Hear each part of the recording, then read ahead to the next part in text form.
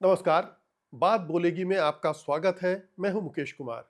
दोस्तों, इतिहास एक जरिया है अतीत को समझने का और भविष्य के लिए सबक सीखने का, ताकि पुरानी गलतियां दोहराई न जाएं। लेकिन इस समय हिंदुस्तान में उल्टी गंगा बहाई जा रही है। नफरत और हिंसा की राजनीति को मजबूत करने के लिए इतिहास को तोड़ा मरोड़ा जा रहा है, उसे विकृत किया जा रहा है। यहाँ तक कि काल्पनिक और झूठा इतिहास रचकर देश को गुमराह किया जा रहा है। ऐसे तथ्यों को चुना जा रहा है जिनसे हिंदू मुसलमानों के बीच वैमनस्य पनपे, वे एक दूसरे के खून के प्यासे हो जाएं। एक साजिश के तहत प्रेम और भाईचारे के इतिहास को कुचला जा रहा है और उसकी जगह नफरत की खाइयां खोदी जा रही हैं। वोट बैंक की इस राजनीति ने इतिहास को हथियार बना लिया है। वो साजिशन ऐसे समय ऐसी परिस्थितियों और घटनाओं को चुनती है जिनसे सांप्रदायिक ध्रुवीकरण तेज हो। वो अंग्रेजों के दमन और लूट की बात नहीं करती। वो मुस्लिम शासकों के पहले के भारत की बात भी नहीं करती। वो मध्यकाल को इस तरह से पेश करती है मानो तमाम मुस्लिम शासक हिंदू विरोधी थे। वे हिंदुओं पर अत्याचार करते थे, धर्मांतरण करवाते थे और मंदिरों को तोड़कर मस्जिदें बनवाते थे। वो बात करती है सोमनाथ मंदिर की, बाबर, अकबर और औरंगजेब की। वो शिवाजी महाराज और महाराणा प्रताप को मुस्लिम विरोधी शासक के रूप में खड़ा करती है। वो मनुवादियों द्वारा दलितों, पिछड़ों और आदिवासियों पर किए गए अत्याचारों पर चुप रहती है। वो बौद्धों और जैनियों के नरसंहार, उनके मंदिरों और उपासना स्थलों को तोड़े हड़पे जाने के मुद्दे उठने पर उबलने लगती है। सवाल उठता है कि इतिहास क्या है, उसका हमारे लिए क्या महत्व है, उसे देखने का नजरिया क्या होना चाहिए। क्या राजनीतिक फायदे के लिए इतिहास से खिलवाड़ करना, देश की एकता को खंडित करना देशद्रोह नहीं है? जाने माने सामाजिक कार्यकर्ता एवं इतिहास के जानकार प्रोफेसर राम पुनियानी इतिहास को सही संदर्भों और नजरिया के साथ प्रस्तुत करने के लिए जाने जाते हैं। उन्होंने इस विषय पर कई किताबें लिखी हैं और हजारों की संख्या में कार्यक्रम किए हैं। सत्य हिंदी के साथ भी वे पिछले 6-7 साल से जुड़े हुए हैं। प्रोफेसर पुनियानी हमारे साथ हैं, तो आइए उनसे इतिहास की इन उलझनों पर बात करते हैं।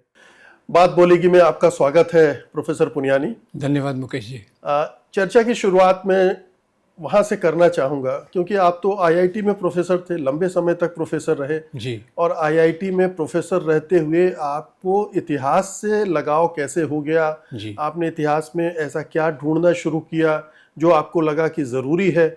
और आज के संबंध में, आज के संदर्भ में तो इतिहास इतना महत्वपूर्ण हो गया कि सारी जी। लड़ाइयाँ, चाहे वो राजनीतिक हो, सामाजिक हो, सब उसी मैदान पर लड़ी जा रही हैं। जी।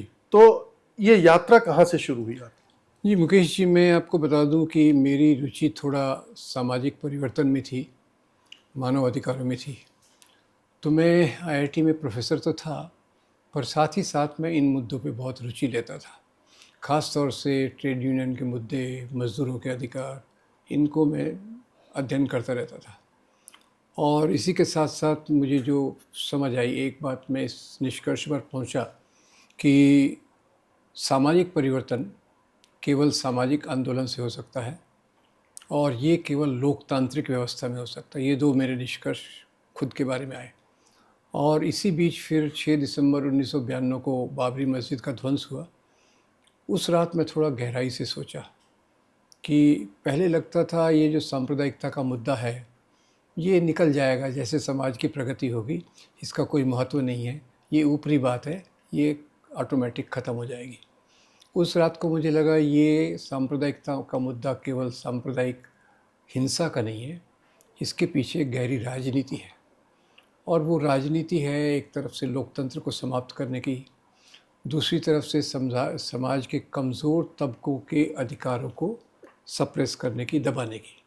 और मुस्लिम तो ऑब्वियस टारगेट हैं, बाद में क्रिश्चियन भी ऑब्वियस टारगेट थे।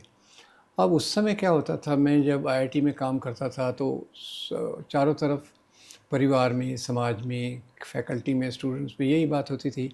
एक बाबर की औलाद के बारे में कहा जाता था, वो गाली काफ़ी फेमस हुई।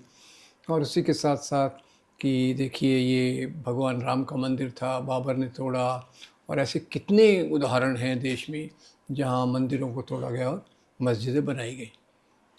तो मुझे कहीं ये बात थोड़ी लगी कि इसमें कुछ गड़बड़ है, क्योंकि राजा तो राज्य करते हैं संपत्ति के लिए, सत्ता के लिए, ये मंदिर तोड़ना उस केस में कहाँ से आ जाएगा।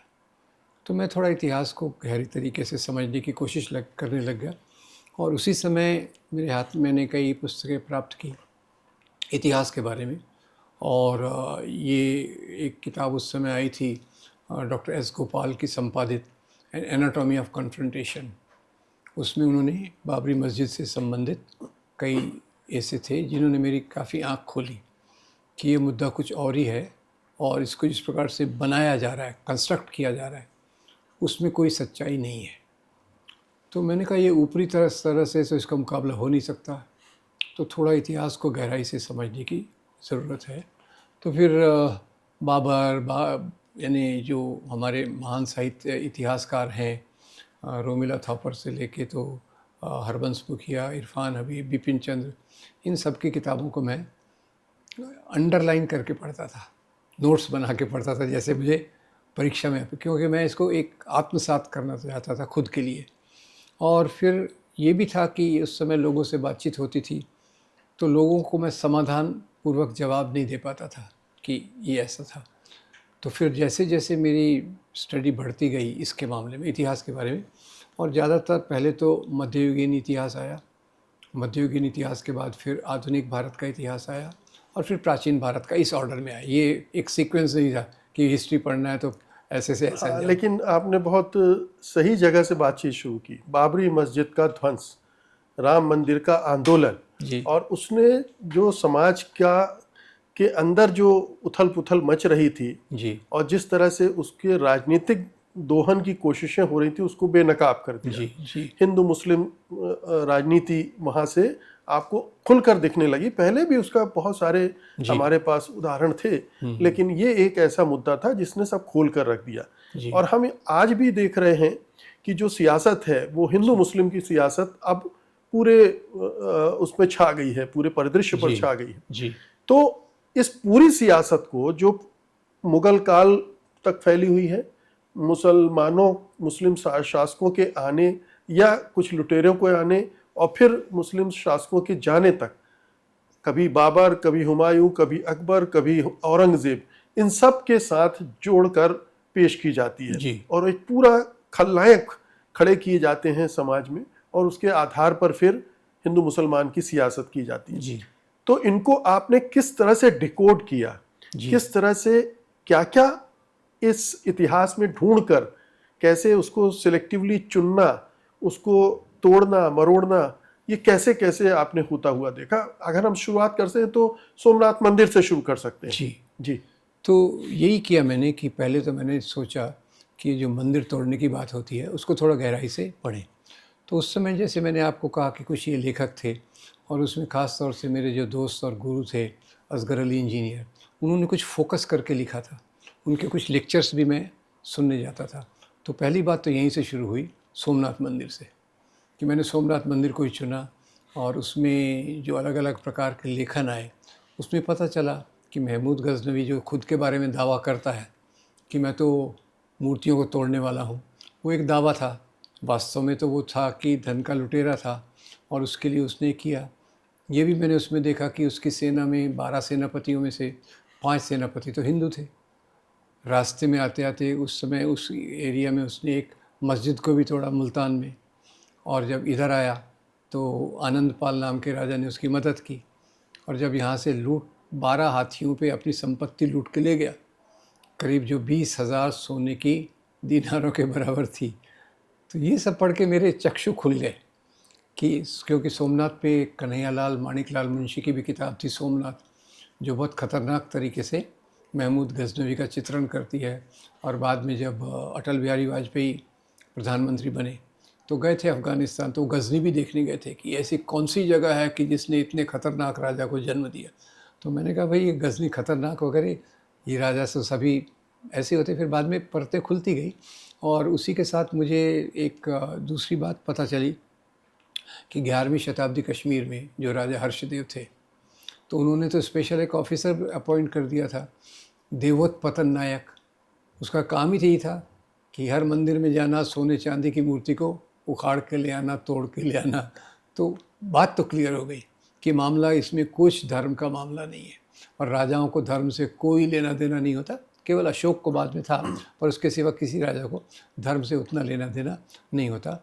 उनका उद्देश्य सत्ता है और संपत्ति है। ये मैं एक एक को बढ़ाते गया और फिर जैसे औरंगज़ेब तक आया तो औरंगज़ेब में भी ऐसी बहुत सारी बातें मिली कि भाई वो एक जगह काशी विश्वनाथ के मंदिर को तोड़ रहा है, उसमें डॉक्टर पट्टाभी सीतारामैया का एक वर्जन है, कई लोग उस पर डिस्प्यूट करते हैं, वो अगर इग्नोर भी किया जाए तो उसके साथ साथ ये भी पता चला, हमारे सेंटर ने, जो असगर साहब उसके चेयरमैन थे, एक छोटी सी किताब निकाली थी, फरमान्स ऑफ किंग औरंगज़ेब। ये डॉक्टर विशंबरनाथ पांडे की किताब का एक्सट्रैक्ट था। उसमें एक के बाद एक फरमान है।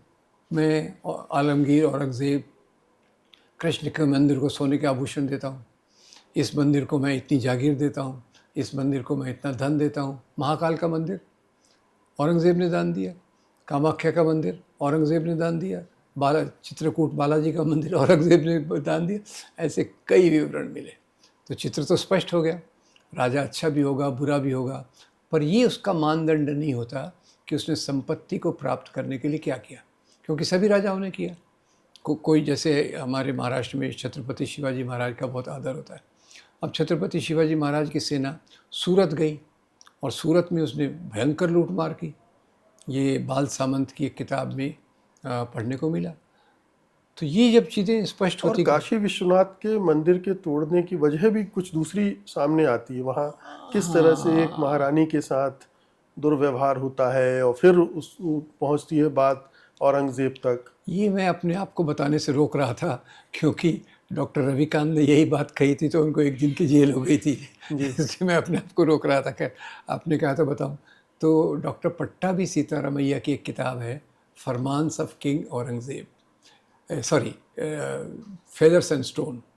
फेदर्स एंड स्टोन में वो बताते हैं कि भाई काशी विश्वनाथ में एक बार औरंगज़ेब दिल्ली से कलकत्ता जा रहा था। उसके साथ 44 हिंदू राजा थे, एक एक राजा के साथ एक एक रानी, 44 रानियाँ। ये बनारस पहुँचे तो रानियों ने कहा कि भाई हमको तो भगवान विश्वनाथ के दर्शन करना है। औरंगज़ेब के दरबार के राजा थे। पहली बात तो ये आश्चर्य हो कि औरंगज़ेब के साथ जो राजा है वो हिंदू भी है। जी। फिर वो रानियों ने कहा तो औरंगज़ेब ने पूरा अरेंजमेंट कराया कि भाई वो जाएंगी, भगवान के दर्शन करेंगी और आएंगी। 44 रानियाँ गई, 43 रानियाँ वापस आई। कच्छ की महारानी नदारद थी, तो इन्होंने जाके ढूंढने की कोशिश की तो वहाँ गणेश जी की एक मूर्ति लगी थी, वो थोड़ी हिल रही थी। उसको इन्होंने हिलाया तो बेसमेंट का रास्ता दिखा। बेसमेंट में गए तो रानी निर्वस्त्र अवस्था में थी, उसके आभूषण गायब थे और फिर उसने रो रो के अपनी जो भी एक कहानी बताई। तो ये काशी विश्वनाथ की ये कहानी है, जिस पे कई लोग डिस्प्यूट करते हैं कि भाई पट्टाभी सीतारामैया ने ये लिखा है, अपनी इमेजिनेशन से लिखा होगा। तो मैं उस पर ज़्यादा नहीं कहता, पर जो भी हो कि, और मैं तो मान लेता हूँ कि औरंगज़ेब ने विश्वनाथ का मंदिर तोड़ा। अब दूसरा देखिए, कई बार राजा लोग, मुसलमान राजा इसलिए भी मंदिर तोड़ते थे कि मंदिर में उनके विद्रोही जाके छुप जाते थे। अच्छा, हिंदू राजाओं के बारे में फिर फ्रंट लाइन दिसंबर 95, जनवरी 96 कॉन्सिक्यूटिव इश्यूज़ में फ्रंट लाइन में रिचर्ड ईटन नाम के जो आर्कियोलॉजिस्ट हिस्टोरियन हैं, उनके 2 लंबे लेख आए। टेम्पल डिस्ट्रक्शंस इन प्री मुगल इंडिया, यानी मुसलमान राजाओं के पहले भारत में मंदिर कैसे तोड़े गए। तो बताते हैं कि हिंदू राजाओं में लड़ाई होती थी, तो होती थी, और उसमें जीतने वाला हिंदू राजा हारने वाले हिंदू राजा के कुल देवता की मूर्ति को तोड़कर खुद का कुल देवता वहाँ प्रस्थापित करता था।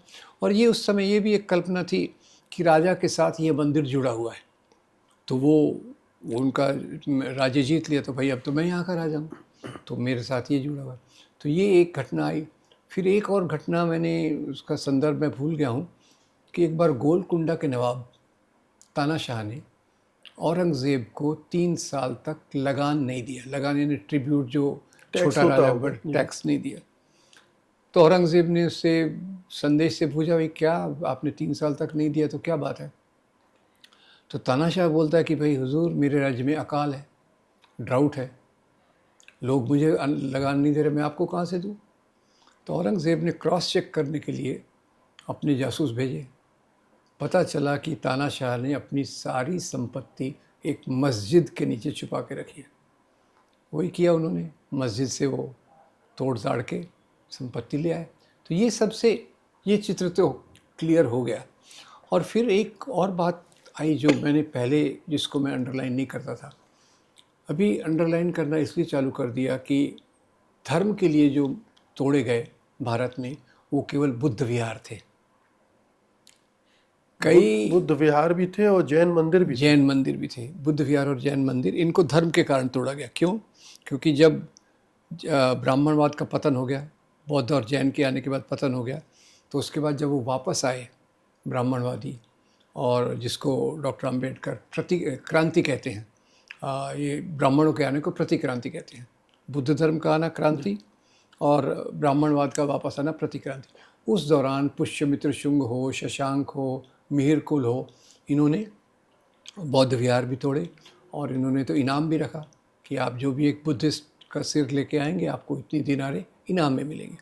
तो अभी दूसरा देखिए मुकेश जी, अभी मुझे लगने लग गया कि मंदिर और धर्मस्थल दो कारणों से तोड़े गए।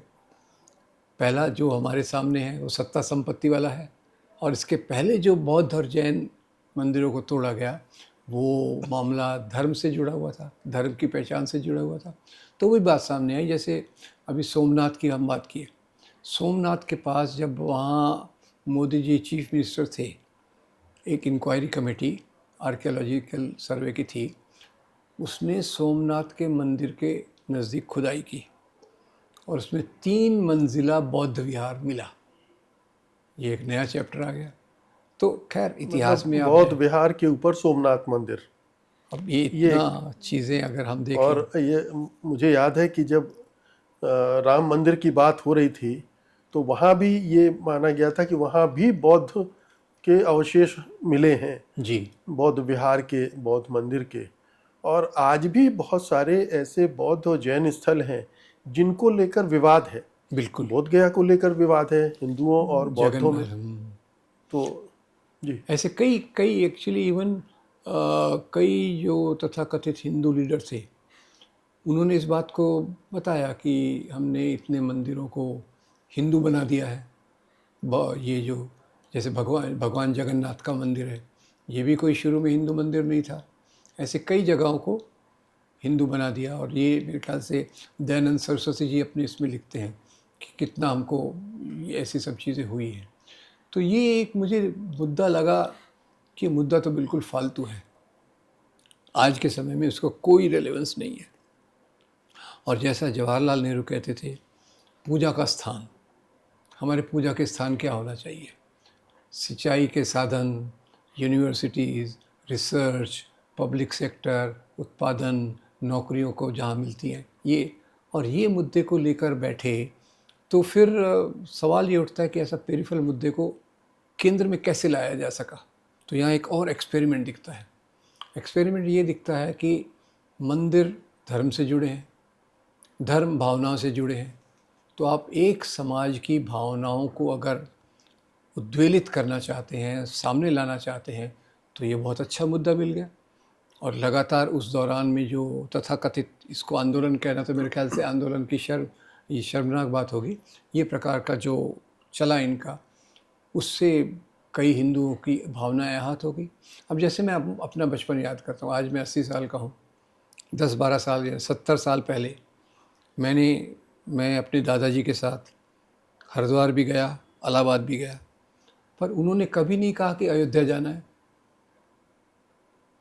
बिल्कुल, अयोध्या की बात उन्होंने कभी की नहीं कि भाई अरे वहाँ तो मंदिर था जो टूटा था, वो वहाँ जाके हमको देखना है। तो ये तो मैं अपने खुद के जीवन से बता सकता हूँ कि एक हिंदू परिवार में जो उसे किस तरह से मुद्दा बनाया गया, ये भी हमने देखा, कैसे वहाँ मूर्तियाँ रखी गई, करेक्ट, कैसे विवाद खड़ा किया गया और कैसे आंदोलन शुरू किया गया। ये तो पूरा हमारे सामने है। पिछले 40-50 साल में पूरे देश ने देखा। फिर सुप्रीम कोर्ट ने कैसे एक गलत फैसला दिया जी, और उसको ख़त्म किया। बहरहाल ये जो पूरा खेल है, पूरी बिसात जो है, ये मुस्लिम राजाओं के आने से शुरू होता है, उसी पर बिछाई जाती है। और जब मुग़ल चले जाते हैं तो ये उसी के जो भी वो पीरियड रहा है, जी, जिसे हम लोग मध्यकाल भी कहते हैं, जी, उस दौरान की ही घटनाओं को चुनना, वहीं के कैरेक्टर को उठाना और उन्हीं के ऊपर उनका ऐसा इंटरप्रिटेशन करना जिससे लगे कि सारे जो मुस्लिम राजा थे वो हिंदुओं के खिलाफ थे, धर्मांतरण करवा रहे थे, मार पीट कर लूट खसोट कर रहे थे, और उनके राज में मुसलमान सुखी थे। अब ये बात में दो तरीके से हम देख सकते हैं कि एक तो महात्मा गांधी अपनी किताब हिंदू स्वराज में इसको बिल्कुल लिखते हैं कि मुसलमान राजाओं के राज्य में हिंदू प्रजा चैन से रह रही थी, हिंदू राजाओं के राज्य में मुस्लिम प्रजा चैन से रही थी। ये गांधी जी लिख रहे हैं। जवाहरलाल नेहरू तो लिख रहे हैं कि भाई मुस्लिम राजा भी थे, हिंदू राजा भी थी, दोनों का मेल जोल से ये हुआ। और तीसरा फिर मैंने ये देखा कि जो मुस्लिम राजा जिनको कहा जाता है, मुस्लिम युग जिसको कहा जाता है, वो तो ब्रिटिश का दिया हुआ शब्द है, मुस्लिम पीरियड। उस पीरियड में आप देखेंगे तो ज़्यादातर जो टॉप पे मुग़ल राजा रहता था उसके मुख्य जो सलाहकार थे वो तो हिंदू रहते थे, अकबर से लेके तो औरंगज़ेब तक। और मज़े की बात यह है, औरंगज़ेब जिससे सबसे ज़्यादा नफ़रत होती है, उसके दरबार में हिंदू ऑफिसर्स की संख्या सबसे ज़्यादा थी, 33%। जैसे अकबर के बारे में तो आप कहेंगे नवरत्न थे, वो सुलह की बात कर रहा था, दीन इलाही की बात कर रहा था, पर औरंगज़ेब जिसको इतना क्रूर और कट्टर मानते हैं, तो उसका जो सेनापति था जय सिंह, जसवंत सिंह, और उसका जो फाइनेंस देखता था राजा रघुनाथ बहादुर। तो इससे फिर मैं तो क्लियर हो गया कि भाई इसका ये जो पीरियड और इसकी इस जड़ पे भी गया, ये हुआ कैसे। 1818 में जेम्स मिल ने एक किताब लिखी थी हिस्ट्री ऑफ इंडिया, और उसने उसमें इसको पीरियडाइज किया, ancient Hindu period, medieval Muslim period and modern British period. इसमें दो चालाकियाँ। ब्रिटिश पीरियड तो ये ईसाई पीरियड नहीं है, क्रिश्चियन पीरियड नहीं। तो ये भी जैसे अब हिंदू पीरियड आप इसको कैसे कह सकते हैं, क्योंकि उसमें कई प्रकार के राजा थे, बौद्ध थे, परमार जैन थे, थे, बौद्ध थे, जैन थे, और मध्ययुगीन में भी आप देखिए तो पहले उसी ज़माने में बहुत सारे राजपूत राजा भी इंडिपेंडेंट थे। तो पर वो एक जो इमेज उन्होंने क्रिएट किया, ये सांप्रदायिक ताकतों ने उठा लिया। सिर्फ आरएसएस हिंदू महासभा ने नहीं, इधर से मुस्लिम लीग ने भी उसी को उठाया। मुस्लिम लीग ने कहा हम तो यहाँ के राजा थे, हिंदू कौन है, वो तो कायर है, तो ये राज जो ब्रिटिश ने हमसे छीना है हमको वापस मिलना चाहिए। ये मुस्लिम लीग का प्रोपेगेंडा। और इधर से आरएसएस और इनका भाई हम तो अनादिकाल से हिंदू राष्ट्र हैं, ये लोग आए और इन्होंने हमारी सभ्यता को बर्बाद कर दिया और ये कर दिया। तो ये एक सांप्रदायिकता का ये जो उठाव 1857 के बाद और तेज़ हो गया, क्योंकि ब्रिटिश ने इतिहास की किताबें तो लिखाई, पहले इसकी जेम्स मिल की किताब थी, फिर इलियट एंड डॉसन को ले आए, और इलियट एंड डॉसन के बाद तो उन्होंने जहाँ जो घटना होती थी उसमें सांप्रदायिकता कैसे डालना कॉन्शियसली। जैसे एक उदाहरण देता हूँ आपको कि अयोध्या में ये बाबर का जो बाबरनामा था उसका अनुवाद किया मिसेस A.F. बेवरेज ने। अयोध्या का वर्णन करती हैं वो, और अयोध्या का वर्णन करती हैं, बाबरी मस्जिद के बारे में बताती हैं, इतनी लंबी इतनी ऊंची, यहाँ मस्जिद है वहाँ स्थित है, और फुटनोट डाल देती हैं शायद पहले यहाँ मंदिर था। शरारत चालू हो गई, और वहीं और से ये बाबरनामा में नहीं है, ये बाबरनामा में ये उन्होंने अपने तरफ से फुटनोट डाल दिया, अपने नाम से डाला, अपने इससे डाला। तो ये इतिहास की बातों को मैं क्लियर होते गया। फिर ये मध्ययुगीन इतिहास तो सबसे महत्वपूर्ण था। फिर धीरे धीरे वो हिस्ट्री ऑफ इंडिपेंडेंस पे आने लग गए। हम उस पर आते हैं, लेकिन देखिए ये अगर हम मध्यकाल को ही लें तो मोहम्मद गौरी, उसके बाद फिर सबसे बड़े जो खलनायक हैं इस विचारधारा के तहत वो औरंगज़ेब हैं जी।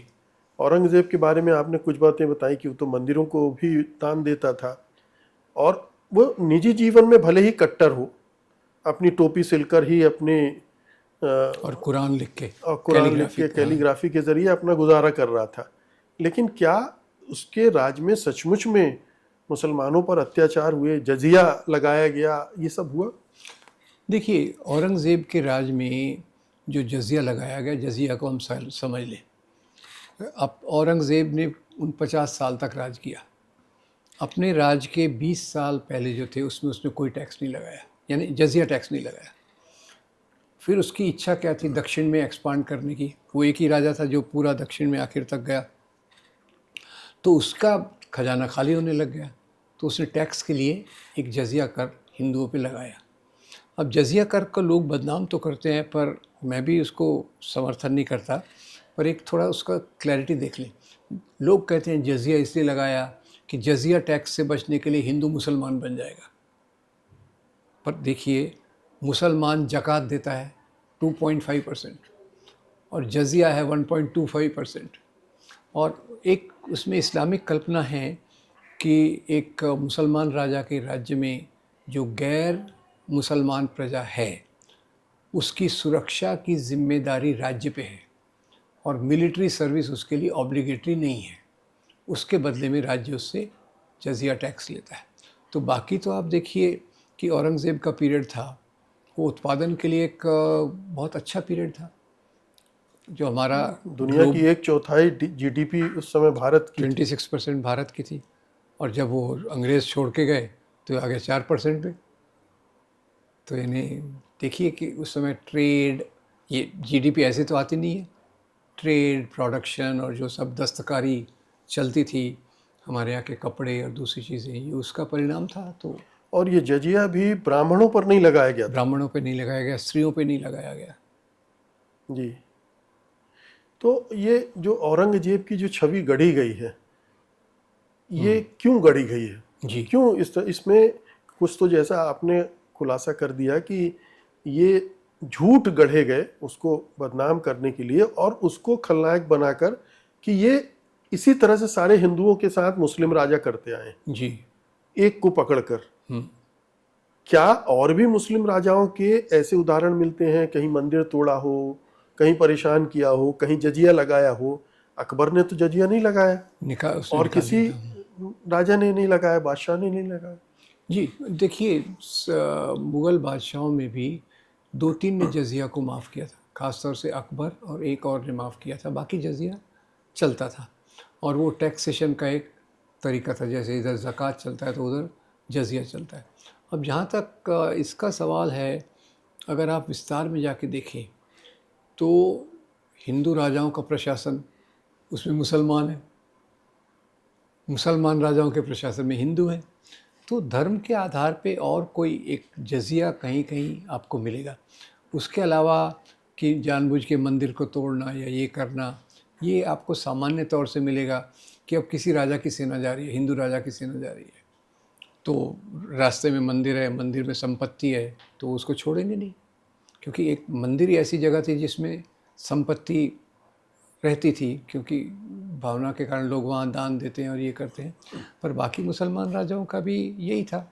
औरंगज़ेब उसमें एक्सट्रीम केस माना जाता है, क्योंकि एक तो औरंगज़ेब ने जजिया लगाया और दूसरा उसकी 2 घटनाएं जो हैं, 2 थोड़ी अक्षम्य भी हैं, जैसे गुरु तेग बहादुर के बेटों को और फिर संभाजी महाराज को उसने प्रताड़ना दी। अब उसमें कुछ तो सच है और कुछ उसका विवरण बढ़ाया गया है।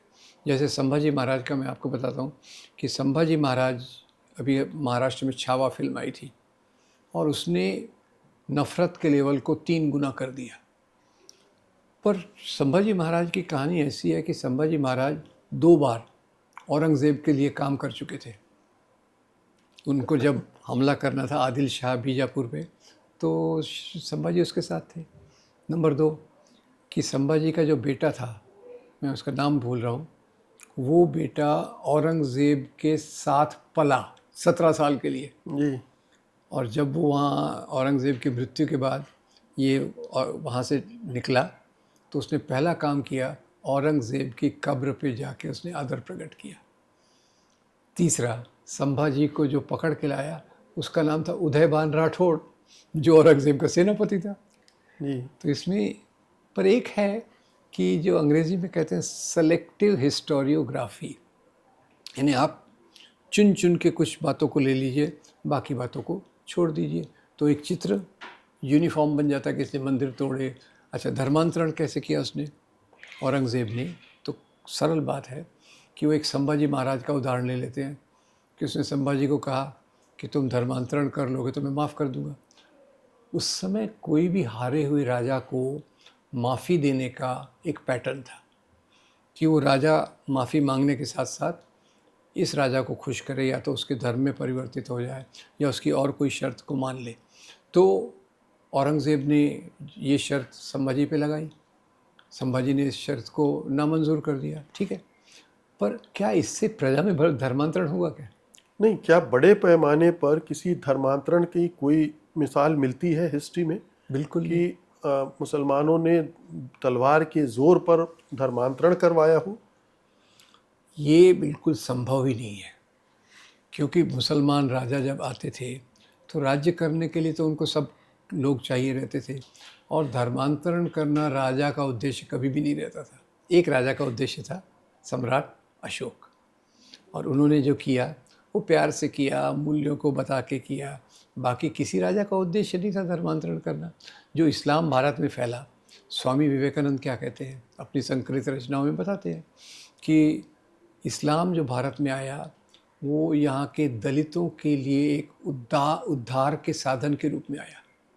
क्योंकि दलित जिस प्रकार से हिंदू धर्म व्यवस्था के अंदर जो उन पे अत्याचार हो रहा था, जो उनको मंदिरों से बाहर रखा जा रहा था और उनको अछूत करके ट्रीट किया जाता था, तो वो स्वामी जी उस बात पे जोर देते हैं।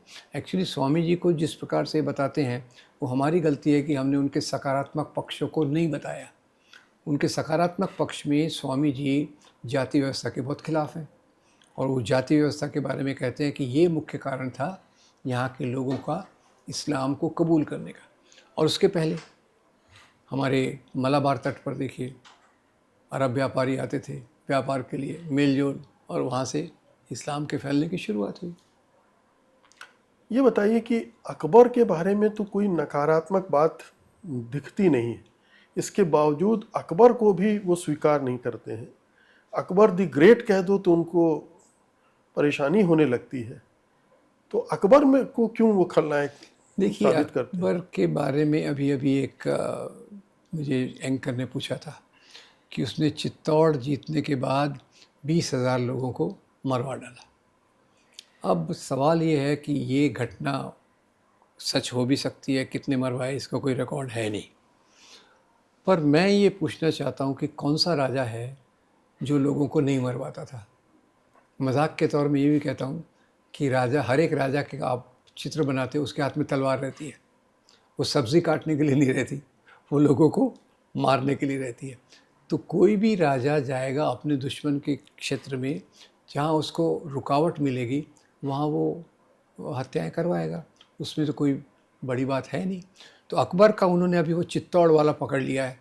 कोई कहता है 30,000 लोगों को मरवाया, कोई कहता है 20,000 लोगों को मरवाया। उसका एग्जैक्ट स्रोत तो नहीं है, कोई प्रॉपर रिकॉर्ड भी नहीं है। तो पर अकबर को भी आप अच्छा कैसे कह सकते हो? क्योंकि आपको सांप्रदायिकता फैलाना है तो हर एक चीज़ में आपको दोष तो निकालना पड़ेगा। महात्मा गांधी को आप अच्छा बता सकते हैं क्या? नहीं, तो उनमें भी दोष निकालना चालू हो गए। नेहरू तो आपको बड़ा विलन है ही। और अकबर के बारे में देखिए कि मैं एक साइड की बात बताना चाहता हूँ। अमर्त्य सेन हमारे नोबेल प्राइज़ के जो बहुत बेहतरीन स्कॉलर हैं, उन्होंने कहा भारत के 2 सबसे महान जो एम्परर हुए हैं, राजा हुए हैं, एक है सम्राट अशोक और दूसरे अकबर। और वैसे कहा जाए तो दोनों गैर हिंदू हैं, ये अलग से बात है। एक बुद्ध है और एक मुसलमान है। जी। अशोक के बारे में क्यों कहा?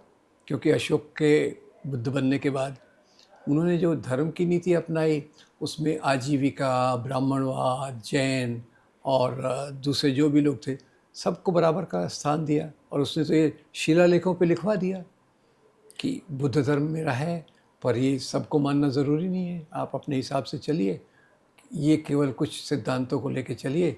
और फिर उसने प्रजा के कल्याण के लिए काफ़ी कुछ काम किया, अब इसलिए अशोक को मानते हैं। मैं ये भी बता दूं कि अशोक को मानने वालों में नेहरू सबसे आगे थे, और नेहरू ने इसीलिए अशोक चक्र को तिरंगे में जगह दी।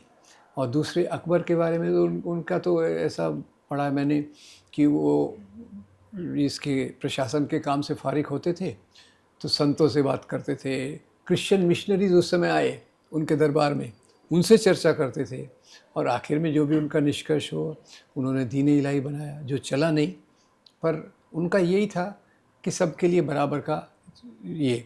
और वो अकबर और दारा शिकोह ये दोनों उपनिषदों से भी बहुत प्रभावित थे। और उनमें कई लोग तो कहते हैं कि जैसे अल्लाह ने हर एक देश के लिए एक पैगंबर भेजा है, तो भारत के लिए उन्होंने राम और कृष्ण को भेजा, ऐसा कई लोगों का इंटरेस्ट है। कई लोग इस प्रकार से प्रेजेंटेशन करते हैं। तो इतिहास को समझने का तो यही तरीका होना चाहिए जिसमें हम सबका पक्ष देखें कि उन्होंने किस प्रकार से किया। लेकिन ये जो कोशिश है वो इस हद तक जा रही है कि ये साबित करने की कोशिश होती है कि महाराणा प्रताप ने अकबर को हराया था और वो पाठ्यक्रम में शामिल कर किया जा रहा है। उसकी कहानी बड़ी मज़ेदार है। ये पहले वहाँ के एक मंत्री थे, नाम मैं भूल रहा हूँ, उन्होंने पहले इसकी शुरुआत की। कोई तो भी ऐसा नाम था, मैं भूल रहा हूँ। फिर अभी दिया कुमारी जो उन्हीं के वंश की है, वो गई एक दिन हल्दी घाटी। वहाँ उन्होंने कापर प्लॉक ताम्र पट्टिका पे देखा, इस साल में यहाँ लड़ाई हुई थी, हल्दी घाटी में लड़ाई हुई थी, अकबर जीत गया, राणा प्रताप हार गए। तो उन्होंने तुरंत उसको बदला दिया और वो किताबों में भी आ गया। अब उसमें मजाक में मैं आगे कहता हूँ, जीत की खुशी में राणा प्रताप जंगलों में चले गए और घास की रोटी खाने लग गए। ठीक बात है। तो ये अभी तो इतिहास के तथ्यों को भी बदलने की कोशिश चल रही है, क्योंकि अभी तक इतना लंबा रास्ता वो आए हैं, इतनी सफलता प्रदान कर ली, तो एक कदम और भी ले लो, क्योंकि कम से कम तथ्यों को सही रखना तो मिनिमम ज़रूरी है। और महाराणा प्रताप की सेना में भी मुस्लिम थे। देखिए, महाराणा प्रताप की सेना में 3000 थे सैनिक।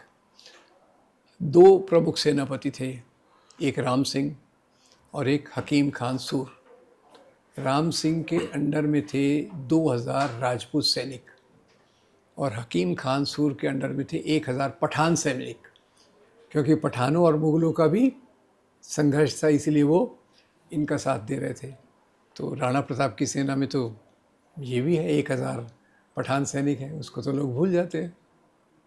बिल्कुल। शिवाजी को किस तरह से पेश किया जा रहा है ये भी हम देखते हैं। अभी आपने लूटपाट की बात की। शिवाजी महाराज ने सूरत को लूटा था और उसका रिकॉर्डेड है वो। इसी तरह से बंगाल को भी लूटा था जी। वहाँ भी उनको उस तरह से याद किया जाता है। और शिवाजी ठीक है, वो अपने राज्य में अलग तरह का राज चला रहे थे, वो हिंदू मुस्लिम एकता के भी पक्षधर थे।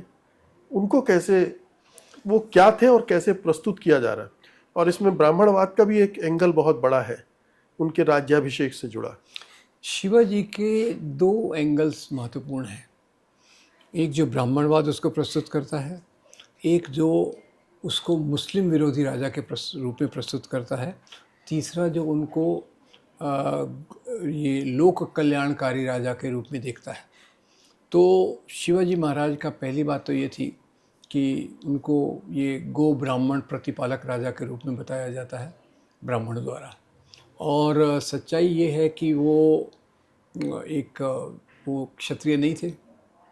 उन्होंने गुरिल्ला वॉरफेयर से सबसे पहले चंद्रराव मौर्य पे आक्रमण किया, खजाना लूट लिया, उससे सेना बनाई और फिर बाकी यहाँ के महाराष्ट्र के जो किले थे एक के बाद एक गुरिल्ला पद्धति से जीतते गए। उनकी सेना में महार भी थे, मुस्लिम भी थे। और प्रेम हणमते की एक किताब है, मराठी में है, इंग्लिश में शायद नहीं है, शिवरायांचे निष्ठावंत सैनिक, यानी शिवाजी महाराज के जो निष्ठा रखते थे वो सैनिक।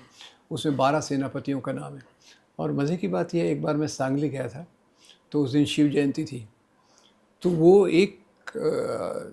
निकालते हैं जुलूस, 12 घोड़ों पे 12 वो सेनापति जो थे वो बैठे हुए हैं, मुसलमान सैनिक जी। तो ये तो मेरी खुद की देखी हुई बात है। और जो उनकी सेना में इस प्रकार का भेदभाव नहीं था, नंबर 1। नंबर 2, उनका मुख्य जो काम था जिसके लिए लोग उनको बहुत प्यार से याद करते हैं, आदर से याद करते हैं, वो था कि राजा और किसानों के बीच में जो अलग अलग ज़मींदार और बाकी लोग हैं जो टैक्स वसूल करते हैं, वो गरीब किसानों पे अत्याचार करते थे। तो उन्होंने उसको रोकने की कोशिश की, इसलिए लोग उनको यहाँ ज़्यादा आदर से देखते हैं।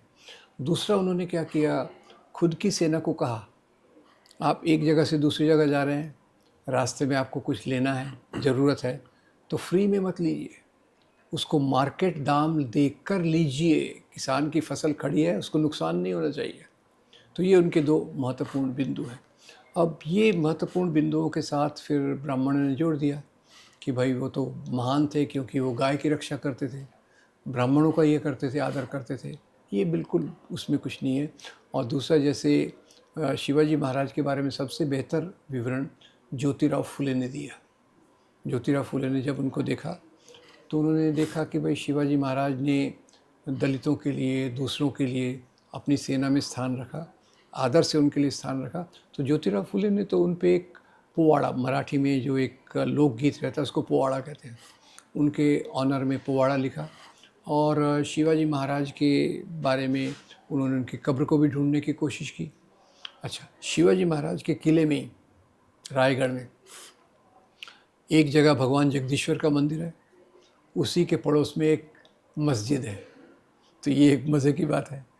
और तीसरी बात आपने जो कही, अब वो उनका राज्य तो बढ़ गया, पर हमारे धर्म के अनुसार आप तब तक राजा के रूप में रिकॉग्नाइज नहीं है जब तक आपका राज्याभिषेक नहीं होता। राज्याभिषेक कौन करेगा? ब्राह्मण करेगा। ब्राह्मणों ने तो कहा ये तो क्षत्रिय नहीं है, हम इसका राज्याभिषेक नहीं करते। तो एक बहुत बड़ी दक्षिणा देके काशी से गागा भट्ट नाम के ब्राह्मण को बुलाया गया। उन्होंने शिवाजी महाराज का राज्याभिषेक किया और राज्याभिषेक के चित्र पैर के अंगूठे से किया। कई लोग कहते हैं, मैं भी पहले कहता था, पर मैंने बहुत ढूंढने की कोशिश की, उसका कोई मुझे उल्लेख नहीं मिला। तो पर किसी ने ज़बानी तौर पे मुझे कहा था, पर मैं उस पर नहीं जाऊंगा। पर जो भी है, मुख्य बात यह है कि ब्राह्मणों ने उनका राज्याभिषेक करने से मना कर दिया। और अभी जब दंगे होते हैं तो महाराष्ट्र में जो सांप्रदायिक ताकतें हैं उनका इस्तेमाल करती हैं कि देखो कि शिवाजी महाराज ने अफजल खान का वध किया वागनख से। अब वो ये नहीं बताते कि उन्हीं शिवाजी महाराज ने अफजल खान की कब्र भी बनाई, जो आज भी है। और कब्र को तोड़ने ये 2 बार गए थे। तो पहली बार तो पुलिस ने रोका, दूसरी बार तक एक मैं नाम भूल रहा हूँ, मेरे दोस्त भी हैं वो, उन्होंने ये रिसर्च करके लाया, वो फिर बाद में किताब में भी रखा कि अफजल खान की कब्र शिवाजी महाराज ने बनाई थी, तोड़ना है तो तोड़ लो। तो वो काम रुक गया। तो ये एक चीज़ है। और वो प्रसंग भी दिलचस्प है जिसमें अफजल खान से मिलते हैं शिवाजी और बघनखा से उसको मारते हैं, और उसमें एक ब्राह्मण का रोल क्या रहता है वो भी अपने आप में एक दिलचस्प है। वो उसमें 2 दिलचस्पियाँ हैं। पहला रोल तो ये है कि उनको भागनक किसने दिया था? वो दिया था रुस्तम जमान ने, क्योंकि उनके जो बॉडीगार्ड और ये थे जासूस, उसमें रुस्तम जमान था। उसने जब देखा कि शिवाजी महाराज अफजल खान को मिलने जा रहे हैं बिना तलवार के, तो उन्होंने वार्निंग दिया कि भाई वो कुछ भी कर सकता है, आप ये लेके जाओ। तो रुस्तम जमान शिवाजी के साथ हो गया। और जब शिवाजी महाराज ने वागनख के साथ इसको मार दिया तो अफजल खान का सचिव कृष्णाजी भास्कर कुलकर्णी, उसने तलवार निकाल के महाराज को मारने की कोशिश की। तो ये बड़ा। और तीसरी बात कि अफजल खान ने जब शिवाजी को बुलाया, उसके पहले उसने यज्ञ करवाया खुद की जीत के लिए। यज्ञ किससे करवाया? ब्राह्मणों से। तो ये बड़ा मज़ेदार किस्सा है कि अब दक्षिणा अपनी जगह पे है और धर्म अपनी जगह पे है। दक्षिणा में तो कोई कॉम्प्रोमाइज़ हो नहीं सकती। अच्छा, पीरियड भी उसी हिसाब से चुनते हैं। ये पीरियड चुन लिया, इस पीरियड के पहले किस तरह से बौद्धों के साथ हुआ, जैनियों के साथ हुआ, दलित जो 3,500 साल से गुलाम बनाकर रखे गए हिंदुस्तान में, उसकी चर्चा नहीं करते। दलित, पिछड़े, आदिवासियों के साथ क्या व्यवहार था उसकी बात नहीं करते। जैसे उसके पहले सब कुछ हिंदुस्तान में हरा भरा था, सब कुछ दूध की नदियां बह रही थी, ये सब था। और फिर अंग्रेजों की आलोचना कभी मुंह से नहीं निकलती। ये भी कमाल की बात है कि सारा गुस्सा, सारा प्रतिशोध जो है वो उसी पीरियड से पैदा हो रहा है। ऐसा क्यों? ये 2 चीज़ें आपने कही। एक तो मेरी समझ ये है कि जो धर्म के नाम वाली ताकतें हैं, वो हिंदुत्व की हो, इस्लाम की हो, बुद्ध धर्म की हो, क्रिश्चियन फंडामेंटलिज्म हो, ये जो सामंती ऊंच नीच थी उसको बनाए रखना चाहती हैं, ठीक है। और एक्चुअली आरएसएस के बनने के जो 3-4 मुख्य कारण हैं, उसमें एक कारण ये है कि ज्योतिराव फुले और डॉक्टर अंबेडकर के विचारों के कारण दलितों की चेतना बढ़ रही थी, वो संगठित हो रहे थे, वो अपनी ज़मीन की मांग कर रहे थे और ब्राह्मण ज़मींदारों के खिलाफ आंदोलन कर रहे थे। ये एक ट्रिगरिंग पॉइंट था जिससे आरएसएस बना। एक तो जब ये हिस्ट्री का नैरेटिव बनाते हैं, हिस्ट्री का जब वर्णन बनाते हैं, तो कहते हैं हमारे यहाँ तो जो जातियाँ थी सब एक दूसरे से मिलजुल के रहती थी। इसके लिए उन्होंने 3 किताबें भी निकाली, हिंदू चर्मकार जाति, हिंदू महार जाति, ऐसा चर्मकार जाति तो मुझे याद है, बाकी 2 का मुझे याद नहीं। 3 किताबों का उन्होंने प्रकाशन किया था कि कितनी हर एक जातियाँ कितने चैन से रहती थी। तो जैसे पर बाकी हम वर्णन तो हमको बताता है, वो विष्णु पुराण मैंने थोड़ा बहुत सुना था, मनुस्मृति के बारे में तो सभी कहते हैं। तो दलितों का क्या हाल था वो तो हम जानते हैं। वो भी ये मुसलमानों पे डालते हैं, जो वो कहते हैं कि हमारे जो हिंदू पीरियड था, गोल्डन पीरियड, स्वर्ण युग, उसमें स्त्रियों का तो बहुत आदर था। ये मुसलमानों के आने के बाद उन्होंने हमारी स्त्रियों पे बुरी नज़र डाली, तो पर्दा प्रथा शुरू हुई, पर्दा प्रथा और सती प्रथा। सती प्रथा, जबकि इतिहास ये कहता है कि सती प्रथा का इतिहास पुराना है। महाभारत में उल्लेख मिलता है कि माद्री सती हुई थी पांडु के मरने के बाद। करेक्ट। ऐसे कई उदाहरण हैं। कश्मीर के कई उल्लेख मिलते हैं।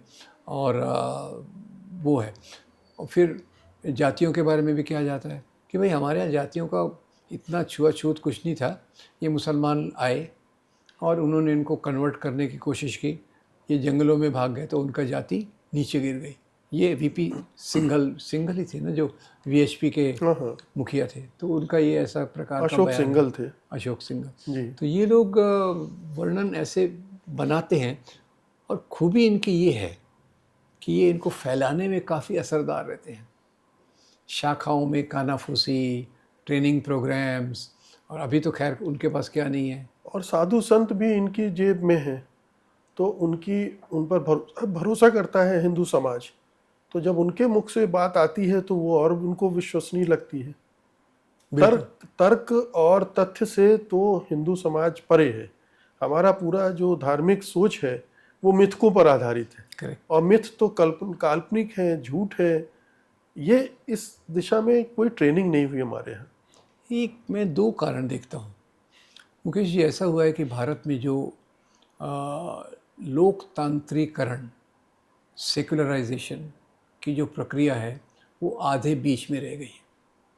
आधे बीच में मतलब मेरा ये है कि लोकतांत्रिकरण की प्रक्रिया के जो मुख्य बिंदु रहते हैं, एक है वो सामंतों की सत्ता का सफाया, और एक धर्म की सत्ता का समाज के ऊपर वर्चस्व का सफाया। वो हमारा भूमि सुधार पूरा नहीं हुआ, आधे बीच में अटक गया। तो ये जो 2 तत्व हैं, ज़मींदार और पुरोहित, इनका बोलबाला चलता रहा। और वही बोलबाले को आज हम देख रहे हैं कि समाज में कितना विकसित हो रहा है। और अभी तो बहुत कारण है उनके पास इसको विकास करने के लिए, क्योंकि इनको तो सत्ता में भी रहना है, लोगों को दबा के भी रहना है, लोगों को अधिकारों से वंचित करना है। तो ये आपकी जो बात है ना, इसके पीछे मैं ये देखता हूँ कि ये जो फेलियर रहा है, और वो भी उपनिवेशवाद के कारण रहा है। उपनिवेशवाद का बहुत बड़ा हाथ है, क्योंकि उपनिवेशवाद ने यहाँ के राजाओं का पूरा साथ में लेके चले। राजा चलता है तो उसके साथ राजगुरु चलता है, नवाब चलता है तो उसके साथ शाही इमाम चलता है, और इधर से लैंडलॉर्ड चलता है तो उसके साथ पोप का प्रतिनिधि रहता है। ये एक यूनिफॉर्म पैटर्न है, और दुर्भाग्यवश भारत में ये बात हुई। और इसका ख़राब गंदा रूप देखना हो तो पाकिस्तान में देखिए, हम जिस तरफ जा रहे हैं। पाकिस्तान में ये प्रक्रिया खुल के आई, नाम की डेमोक्रेसी आई, पर वहाँ के ज़्यादातर सामंत और ये थे, मजबूत बने रहे तो डेमोक्रेसी की उन्होंने हालत ख़राब कर दी। ज़्यादातर या तो मिलिट्री डिक्टेटरशिप है, या फिर वो जो कंट्रोल डेमोक्रेसी है, और फिर तीसरा अमेरिका की दादागिरी तो वहाँ चलती रही है। और अनफॉर्चुनेटली हम पाकिस्तान को अपना रोल मॉडल मान के उस तरफ जा रहे हैं। बिल्कुल। तो क्या ये आपने इतना अध्ययन किया है, तो क्या आपको कभी ऐसा लगा कि दरअसल ये जो पूरा नैरेटिव है एंटी मुस्लिम का, ये समाज का जो ऊपरी तबका है और ऊपरी तबका में भी ऊपरी जातियों का खेल है, जी ये ब्राह्मणवाद का खेल है, वो जी अपने वर्चस्व के लिए इस तरह का नैरेटिव बनाकर और नीचे की जातियों को अपने साथ जोड़ता है? ये आपने बहुत अच्छा पॉइंट कहा कि वो नैरेटिव बनाता है, वर्णन और वो बनाता हमेशा सत्ता के साथ रहा है, मुगलों के साथ भी रहा, अंग्रेजों के साथ भी रहा। है। कभी उन्होंने सत्ता का विरोध कभी भी नहीं किया, क्योंकि उनका मुख्य उद्देश्य एक सरल रास्ते से अपनी समृद्धि को बनाए रखना है। और आज भी आप देखिए कि जो आरएसएस की राजनीति है, वो जब मौका मिले दलित और वंचितों के अधिकारों पर हमला करने से कभी नहीं चूकती। आरक्षण है, न्यूट्रलाइज करना है, आर्थिक तौर पे आरक्षण ले आओ। आर्थिक तौर पे जब आरक्षण लाए थे तो आरक्षण की लिमिट क्या थी? 8 लाख। 2 कमरे का फ्लैट ना हो तो आप इकोनॉमिकली बैकवर्ड है, तो उसमें कौन नहीं आएगा? तो दलित तो ये खैर उनकी बेसिक नीति, जैसे मैंने बताया, उनके बनने का एक मुख्य कारण यही था कि जो श्रेष्ठ ब्राह्मण वर्ग है, ब्राह्मण वर्ग में केवल मैं ब्राह्मणों को नहीं जोड़ूंगा, जो ब्राह्मणवादी विचारधारा पे चलते हैं, जब उन्होंने देखा कि हमारे हाथ से सत्ता खिसक रही है, सामाजिक सत्ता, तो उन्होंने इस प्रकार की नीतियों को, पुराने समय का गुणगान और ये सब उसमें चालू किया। और सामाजिक सत्ता क्यों, सामाजिक, धार्मिक, राजनीतिक, करेक्ट, तीनों सत्ता, और उससे जुड़ी अर्थ सत्ता है। करेक्ट, अगर इन तीनों पर नियंत्रण है तो आप अर्थ भी आपके हाथ में होगा। बिल्कुल बिल्कुल सही बात है आपकी, बिल्कुल सही। तो ये भारत में है तो सही है हालत। और 1970-80 तक तो खैर ये ताकतें कमज़ोर थी। और यहाँ देखिए एक कार्ल मार्क्स का एक वाक्य है, बेस एंड सुपर स्ट्रक्चर। हम में से कई लोग पले और बढ़े कि भाई ये धर्म वगैरह तो सब सुपर स्ट्रक्चर में आता है, पर अभी थोड़ा सा कार्ल मार्क्स को रिवाइज करना पड़ेगा कि बेस तो सुपर स्ट्रक्चर को रिवाइज करता है, अफेक्ट करता है, पर सुपर स्ट्रक्चर भी बेस को बदल सकता है। तो ये आज एक मेरे दोस्त विनय महाजन है, उन्होंने ये बताया, मुझे काफ़ी ये बात अपील की कि अगर बेस में बराबर चेंज ना हो तो सुपर स्ट्रक्चर जैसे 1980 से हावी होने लग गया है और वो बेस को ये कर रहा है, परिवर्तन ला रहा है, वैसा एक दिख रहा है। ये 1857 की जो लड़ाई थी जिसमें हिंदू मुसलमान एक साथ होकर लड़े, जी हालांकि उसका सारा क्रेडिट मंगल पांडे को दे दिया जाता है और वो भी किस कारण से है हम सब जानते हैं, जी लेकिन वो एक मिसाल है, वो बताती है कि हिंदू मुस्लिम एकता से क्या हासिल किया जा सकता है। और सही, गांधी ने फिर उसी को इस्तेमाल किया जी कि एकता रहेगी तो हम अंग्रेजों से लड़ पाएंगे। राइट, लेकिन पूरे आज़ादी के आंदोलन में उस एकता को तोड़ने वाली दो शक्तियां, मुस्लिम लीग, हिंदू महासभा, आरएसएस, बराबर उस पर अटैक करती रही। करेक्ट, और इन दोनों शक्तियों की लीडरशिप इन दोनों समुदायों के जो उच्च वर्ग ऊपरी के तबका था वही कर रहा था। बिल्कुल बिल्कुल। इसमें मैं ये की जोड़ूं कि जब गोलवलकर आरएसएस के सरसंघ चालक को 1942 में कुछ आरएसएस के कार्यकर्ताओं ने कहा हमको क्विट इंडिया मूवमेंट में भाग लेना है, तो उन्होंने बोला अंग्रेज़ों के खिलाफ लड़ना ये हमारे एजेंडा में नहीं है, हमारे एजेंडा में है हिंदू राष्ट्र बनाना और उसके लिए मुसलमानों को सप्रेस करना। तो आप उधर कैसे जा रहे हो, आपका रास्ता तो ये है। और यही बात सावरकर ने दूसरे तरीके से की। सावरकर ने अंग्रेज़ों के लिए रिक्रूटमेंट कराया, अंग्रेज़ों को ये किया, और उन्होंने भी अपनी हिंदू महासभा के मेंबर्स को कहा कि इसमें भाग लेने का कोई अर्थ ही नहीं है। तो ये विलन मेकिंग का काम जो है जी वो औरंगजेब से लेकर जिन्ना तक जाता है। जी जिन्ना भी बड़े विलेन बनाए गए कि पार्टीशन हुआ तो केवल उनकी वजह से। इसमें कितनी सच्चाई? देखिए, इसमें मेरे ख्याल से कोई सच्चाई नहीं है, क्योंकि पार्टीशन हुआ, मल्टीपल फैक्टर्स, उसके बहुत सारे कारण थे। एक तो अंग्रेज़ों की फूट डालो और राज करो की नीति उसका सबसे बड़ा कारण है। सबसे बड़ा कारण है इसलिए आप देखिए कि ना मुस्लिम लीग, ना हिंदू महासभा, ना आरएसएस पे ब्रिटिश ने कभी रिप्रेशन नहीं किया। आप जो कर रहे हो करते रहो। और दूसरी तरफ से ये बात है कि जब ये आंदोलन चला, तो एक तरफ से तो आरएसएस और दो राष्ट्र का सिद्धांत, क्या मुस्लिम राष्ट्र है और हिंदू राष्ट्र है, सबसे पहले सावरकर ने रखा। सावरकर ने लिपिबद्ध किया, पर ये विचार दोनों में समांतर चला। मैं नहीं मानता कि पहले जिन्ना ने रखा या सावरकर ने रखा, ये समांतर रूप से वो चला। तो जेम्स मिल पहले ही दे गए थे एक तरह हाँ, से। तो वो उन्होंने उसको लिपिबद्ध किया और 1936 में मेरे ख्याल से अहमदाबाद में इनका अधिवेशन में भाई परमानंद और सावरकर ने कहा, हम जिन्ना से सहमत हैं कि इस देश में दो राष्ट्र हैं, पर हिंदू राष्ट्र प्राथमिक है, यहाँ हम जिन्ना से असहमत हैं और मुसलमानों को हिंदुओं के मातहत रहना चाहिए, ये यहाँ की परिस्थिति है। तो जिन्ना ने कहा कि हम तुम्हारे मातहत क्यों रहे, मुसलमानों को एक अलग देश मिलना चाहिए। वहाँ से फिर वो, उसमें ब्रिटिश ने भी रोल प्ले किया। ब्रिटिश ने भी काफ़ी ऐसी चीज़ें की कि जिसके कारण जिन्ना अलग पाकिस्तान की मांग रखें, और फिर क्रिप्स कमीशन को नेहरू ने रिजेक्ट किया। तो इसलिए कई लोग जिम्मेदारी केवल नेहरू पे डालते हैं, पर क्रिप्स कमीशन को रिजेक्ट करने का मुख्य कारण यही था कि जो अंतरिम सरकार बनी थी, Nehru prime minister, Sardar Patel home minister और इनके लियाकत अली या कोई थे जो फाइनेंस मिनिस्टर थे, तो ये जो भी करने जाते थे वो लियाकत अली उसको या फाइनेंस मिनिस्टर जो मुस्लिम लीग का था उसको रोक देते थे। तो उन्होंने कहा हम एडमिनिस्ट्रेशन कैसे चलाएं।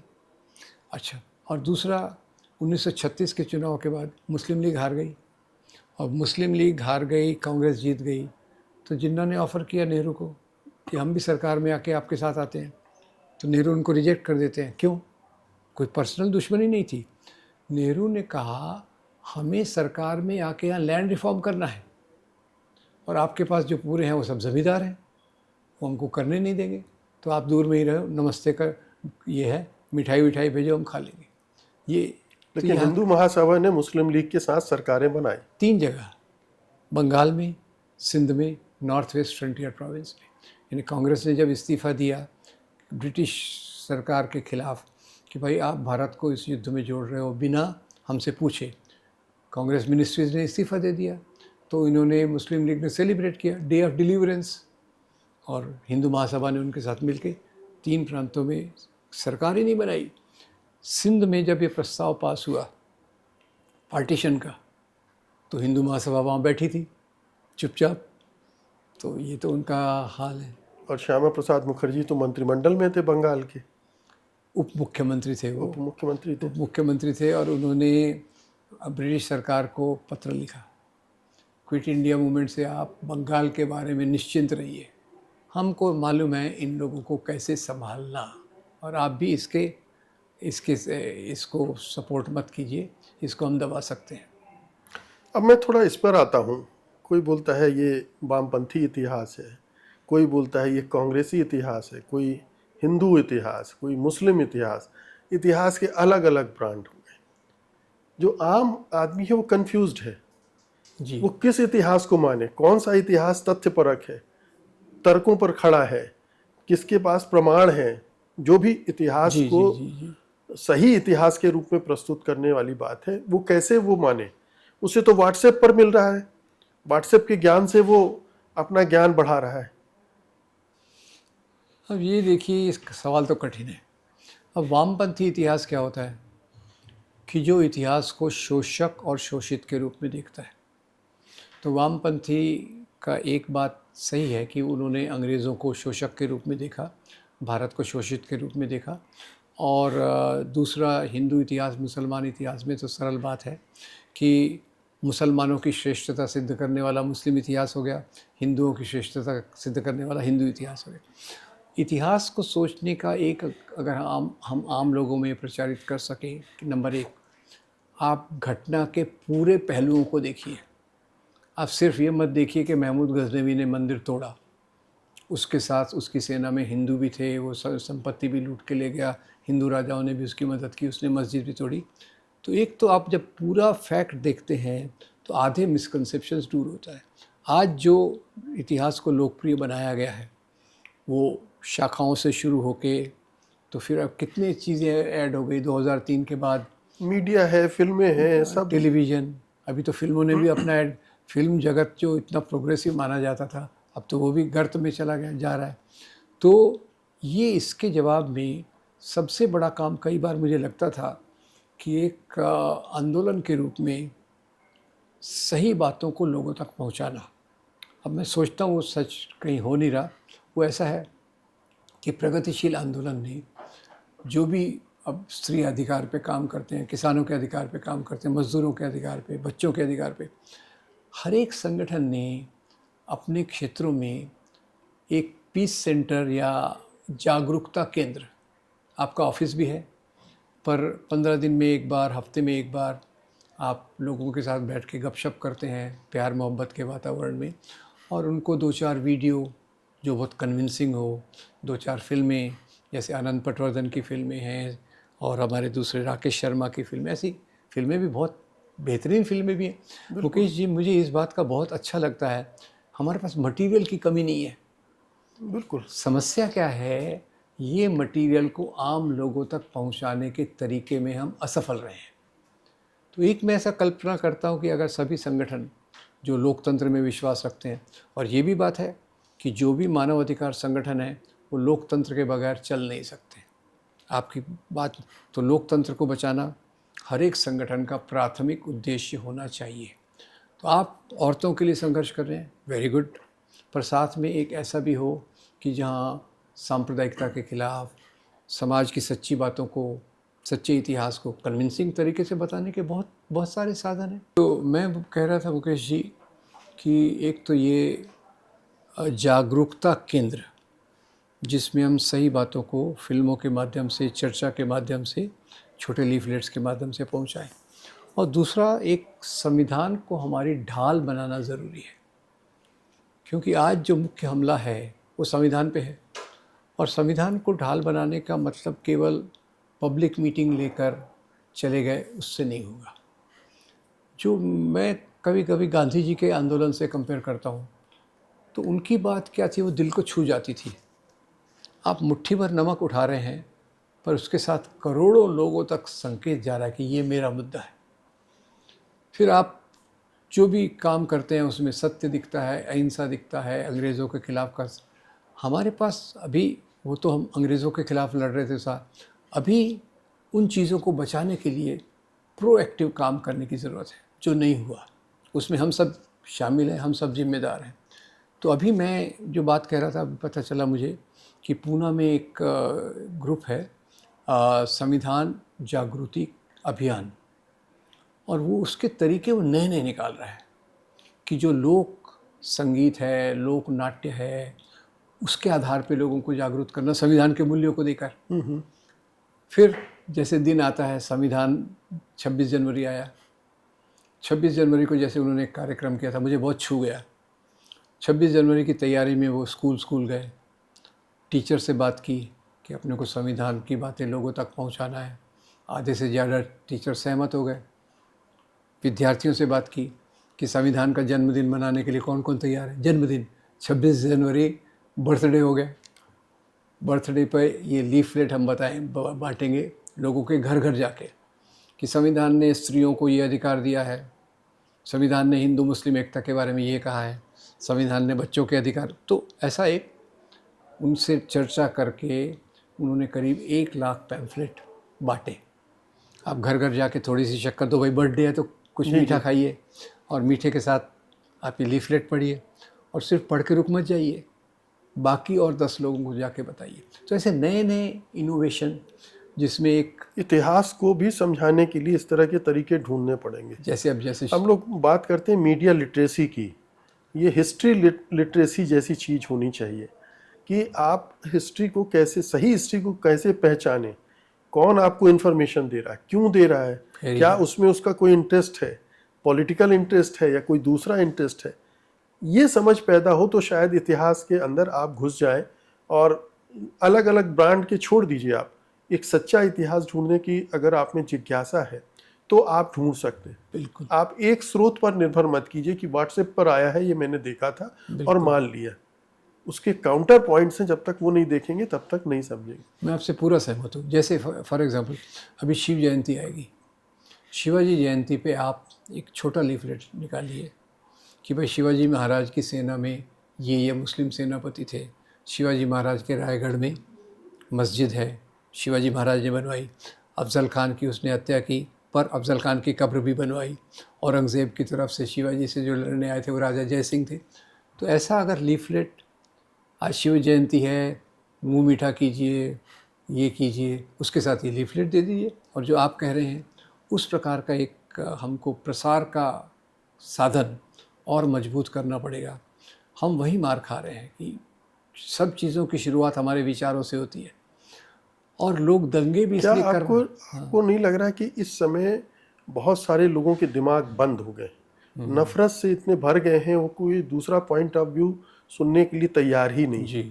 तो जब वातावरण इतना विषाक्त हो जाता है तो जो सच बात है उसको भी ग्रहण करने की स्थितियां नहीं बचती। बिल्कुल। क्या हम उस जगह पर पहुंच गए हैं? और अगर इस जगह पर पहुंच गए तो क्या हम जर्मनी वाले रास्ते पर हैं? नहीं, आधा रास्ता तो आ गया है, पर अभी भी थोड़ी उम्मीद मुझे लगती है। उम्मीद इस बात में लगती है कि अभी जो सांप्रदायिक ताकतें जीत रही हैं वो समर्थन के कारण नहीं जीत रही, वो मैनिपुलेशन के कारण ज़्यादा जीत रही हैं, और वो मैनिपुलेशन को दूर करना मुश्किल भी है। पर फिर भी कई लोग ऐसे हैं जो इन चीज़ों से, सच्ची बातों से सहानुभूति रखते हैं। आप देखिए कि जैसे कितने लोग हैं जो अम्बेडकर के सही इतिहास को जानना चाहते हैं। सब जगह एक नकारात्मक बात आ गई है, पर एक तबका ज़रूर है बहुत बड़ा जिसका पेट खाली है, पैर में चप्पल नहीं है। वो अगर उसकी समस्याओं के बारे में बात की और उस तक ये चीज़ें हम ले गए कि आज तुम्हारा प्रॉब्लम मुसलमान नहीं है, तुम्हारा प्रॉब्लम गरीबी है, तुम्हारा प्रॉब्लम मुसलमान नहीं है, तुम्हारा प्रॉब्लम नौकरी का ना होना है। ये चीज़ों के आधार पे, जैसे आप कह रहे हैं, मैं उसका पूरा समर्थन करता हूँ। उसको ले जाने की मेरे ख्याल से एक कार्य करता हूँ कि लोगों में भूख है जानने की। जी आप पिछले 7-8 साल से सच का सामना सत्य हिंदी पर कर रहे हैं, जी जी जी और लाखों में देखे गए हैं वो प्रोग्राम, जी और उनकी टिप्पणियां पढ़े तो कितना लोग और जानने की जी जिज्ञासा, जी उनमें भूख जी है। जी तो अगर सच्चाई देने के माध्यम विकसित हो जाएं, जी लोगों तक पहुंच पाए हम लोग उस जानकारी के साथ, तो शायद वो एक जो साइंटिफिक टेम्परामेंट की बात हम लोग बार बार करते हैं करेक्ट। वो पैदा हो सकता है। नहीं, मैं आपसे पूरा सहमत हूँ। ये हमारी कोशिशों में इसका एक बहुत महत्वपूर्ण स्थान होना चाहिए, और हमको नए नए एक्सपेरिमेंट भी करना चाहिए। और कौन सा रास्ता है, और कौन सा मीडिया में, और कौन सा लोगों के बीच में जाने का रास्ता है, ये हम करें तो निश्चित रूप से काफ़ी नुकसान तो हो चुका है, पर हम लोगों का ऐसा है कि करते रहेंगे जब तक हम संभव है। तो संभावना हो भी सकती है, इसमें कोई बहुत बड़ी बात नहीं लगती। जी बिल्कुल। बहुत बहुत शुक्रिया प्रोफेसर पुनियानी, आज की इस बातचीत के लिए धन्यवाद आपका। आपका भी धन्यवाद मुकेश जी। नमस्कार।